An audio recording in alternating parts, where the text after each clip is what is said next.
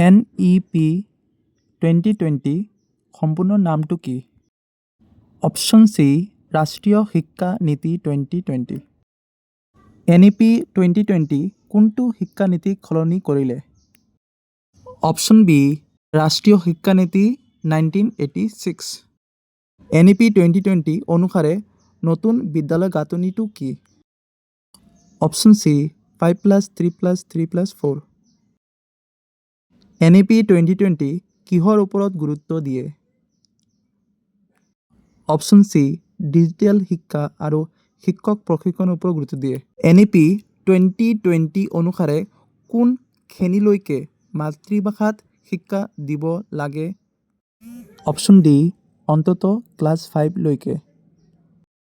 NEP 2020 অনুসাৰে উচ্চ শিক্ষাৰ বাবে কোন নিয়ন্ত্ৰণ সংস্থা প্ৰস্তাৱিত হৈছে?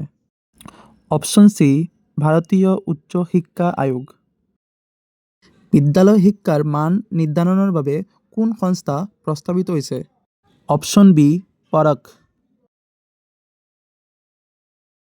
NEP 2020 অনুসাৰে ফাউণ্ডেশ্যনেল পৰ্যায়ৰ মূল লক্ষ্য কি? Option B early childhood care and education. NEP 2020 অনুসাৰে মাল্টিপল এণ্ট্ৰি এক্সিট পদ্ধতি কোন ক্ষেত্ৰত প্ৰযোজ্য? Option B higher education. Academic bank of credits কিহৰ সৈতে সম্পৰ্কিত? Option C credit storage and transfer in higher education. NEP 2020 অনুসাৰে 4 বছৰীয়া স্নাতক পাঠ্যক্ৰম কিহৰ সৈতে প্ৰস্তাৱিত?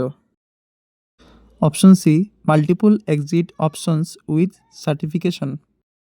NEP 2020 মতে বৃত্তিমূলক শিক্ষা কেতিয়াৰ পৰা আৰম্ভ হ'ব? অপশ্যন চি ক্লাছ 6ৰ পৰা বৃত্তিমূলক শিক্ষা আৰম্ভ হ'ব।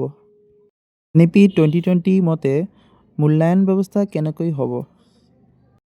Option C formative regular and competency based assessment. NEP 2020 অনুসাৰে বিদ্যালয় শিক্ষাৰ সঠিক পৰ্যায়সমূহ কোনটো? বিদ্যালয় শিক্ষাৰ সঠিক পৰ্যায়সমূহ অপশ্যন চি চিকিৎসা আৰু আইন শিক্ষাৰ বাহিৰে উচ্চ শিক্ষাৰ এক নিয়ন্ত্ৰক সংস্থা কোনটো? Option D higher education commission of India.